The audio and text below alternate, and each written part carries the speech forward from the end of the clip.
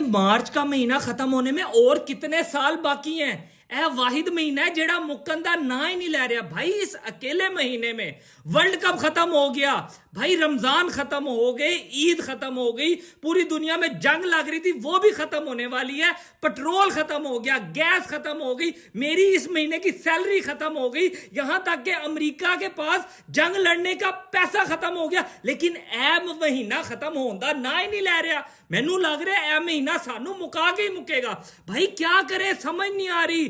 Petrol नहीं है, school में छुट्टियां दे दी, सब कुछ हो गया, लेकिन ये महीना ही नहीं खत्म हो रहा। ए महीना और कितना साल लवेगा मुक्कन वास्ते।